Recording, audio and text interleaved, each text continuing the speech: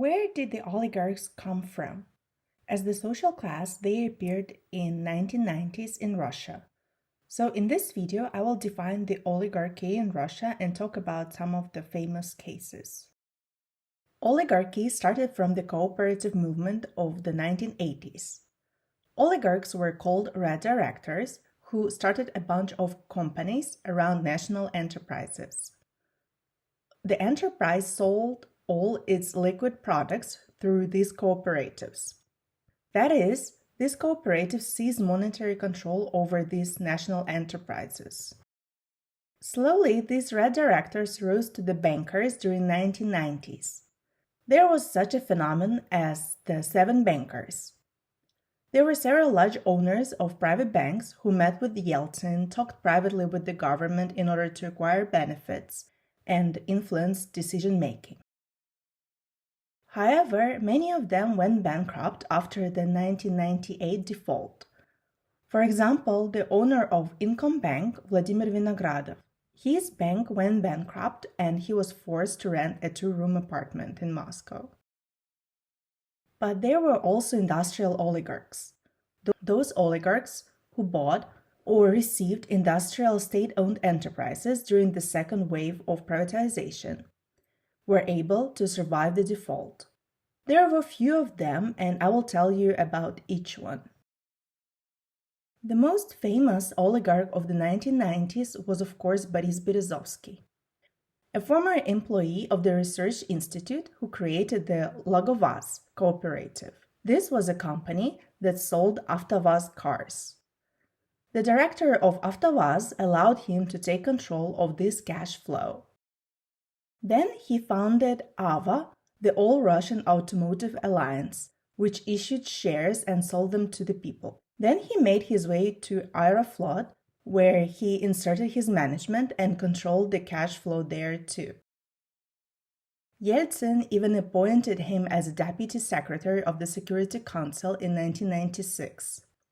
Berezovsky solved his issues in the government not directly through Yeltsin, but through Valentin Yumashev, Yeltsin's biographer and the husband of his daughter, Tatiana Dyachenko, and Yumashev's assistant, Alexander Voloshin, who then headed the administration under Putin.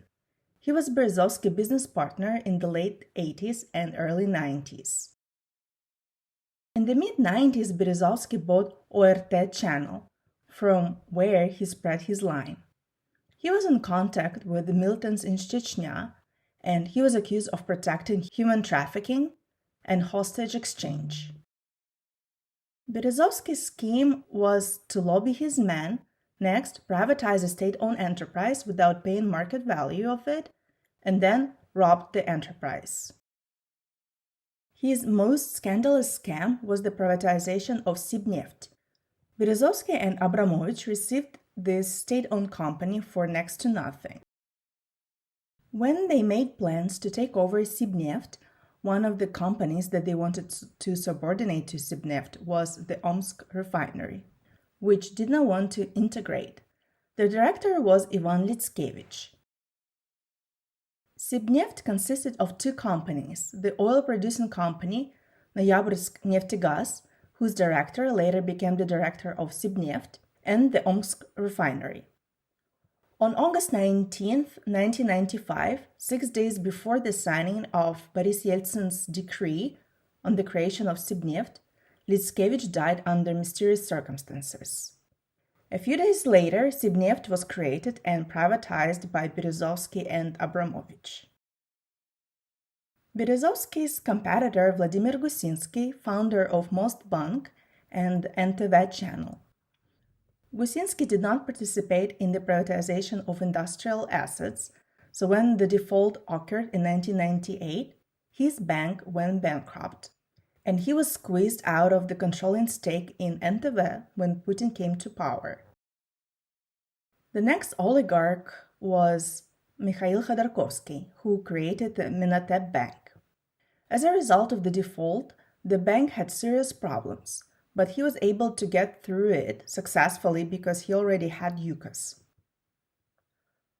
By taking advantage of the moratorium on debt payments and in some cases, for example, In the case of Minatemp Bank, by bankrupting their own banks, they managed to preserve assets and later partially or fully repay debts to creditors.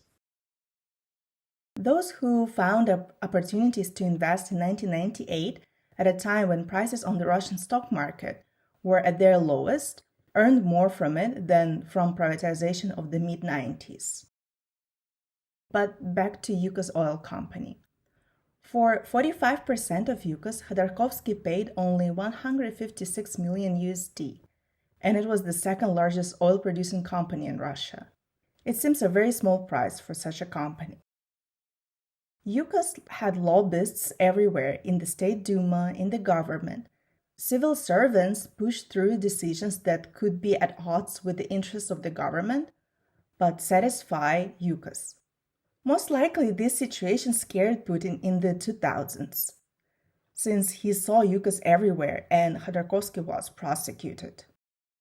The other two oligarchs, Mikhail Friedman and Pyotr Aven, achieved a lot from friendship with the reformers in the 90s. Chubais believed that Friedman and Aven were the flagships of private business in Russia, who would protect private property and democracy. In 1997, 40% of Tenka, Tyumen Oil Company, shares were put for sale at an investment competition. This competition was different from a monetary auction in which buyers had to pay into the budget for acquiring the company. According to investment competitions, the new owners paid only a small amount to the budget, but at the same time had to invest into the enterprise. Of course, they did not invest. Alpha Group, Friedman, and Aven paid only $25 million for Tyumen Oil Company. But ironically, they were not very interested in protecting their private property, and they were the first who handed over their companies to Sechin, selling Alpha Group for $28 billion. And Russian citizens received a huge debt since it became state-owned company Rosneft. But reformers did not always follow the lead of the oligarchs. For example, in the case of privatization of Svyazhinvest, the government held a fair auction. At this auction, Berezovsky, Gusinsky were fighting against Chubais and Nemtsov. Svyazhinvest was a telecommunication company. Potanin, Berezovsky with Gusinsky claimed it. They began to put pressure on the government, asking them to give away Svyazhinvest for next to nothing. An auction was held on July 25, 1995. The government received $1.9 billion for 25% of the shares. The winner was Potanin's company. Not only the oil industry was popular with oligarchs, but also aluminum. In 1992-1993, the former deputy prime minister of the government, who oversaw metallurgy section, Oleg Saskavets, authorized the tolling scheme. Russian aluminum smelters are heavily dependent on imported raw materials. The factories are forced to import aluminum, process it, and then export it. Saskavets allowed aluminum enterprises to earn money without paying taxes and working according to a processing scheme. Raw materials were imported, the factories were paid for processing the raw materials, a very small amount, and then the aluminum was sold by the one who imported it. That was the offshore. The first to implement this scheme was Transworld Group, which was founded by the Rubin brothers, British traders who traded in Soviet aluminum. They hired crime bosses Mikhail and Lev Chernych as their assistants. They helped to organize the whole scheme. The key figure here was Vladimir Lisin, who at the time was an assistant to Mikhail Chernov, and now he is one of the oligarchs of the Novolipetsk metallurgical plant. Lisin and Saskavets promoted a scheme where huge profits from the aluminum industry were accumulated offshore, and the plants received only a small processing fee and did not pay any taxes. Oleg Deripaska, who is now an oligarch in Russia, was an employee of Transworld Group. He was sent to aluminum factories and he ended up being the owner of these factories. Now, tolling is prohibited in Russia. And the main oligarch, who for some reason is not considered as an oligarch, was the former mayor of Moscow, Lushkov. He owned many Moscow companies through fake directors. For example, Gennady Chigirinsky was the owner of the Moscow refinery, which supplied oil products to Moscow and the surrounding regions.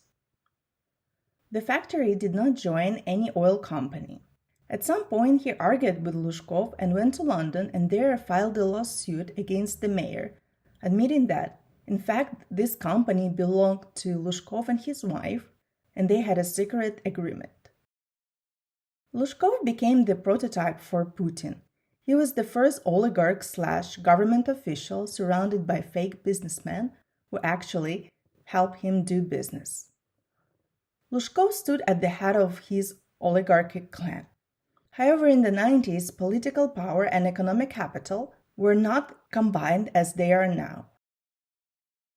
And so, in order to become a successful oligarch in Russia in the 90s, you had to make money from cooperative in the 80s, create your own bank in the early 90s. Bank began to buy out industrial enterprises at loans for shares auctions. The oligarchs, instead of investing in enterprises and creating jobs, were engaged in the robbery of state-owned enterprises, wresting preferences and seizing new property. But the role of oligarchs in the formation of economic policy in the 1990s was significantly exaggerated even then. It was noticeably inferior to the influence of the Soviet industrial elite in the government and the presidential administration. Russian government did not sell all industry to the oligarchs, but gave away a significant part only in the metallurgical and oil industries. For example, it gave away 37% of oil companies, including Yukos, Sibneft, TNK, and Sidanka. But it was not even half. Needless to say that Russian economy depends on oil sales. So giving away control over natural resource companies without effective laws and institutions was not profitable for the country's economy in the long run. At the same time, in my previous video, I talked about the fact that the reformers had no time to build institutions and enhance laws, while the economy was falling apart in the 90s. So you make a conclusion whether the oligarchy was a necessary evil or Russia could avoid it. Thank you for watching my channel. Please subscribe to it, and I'll see you next time.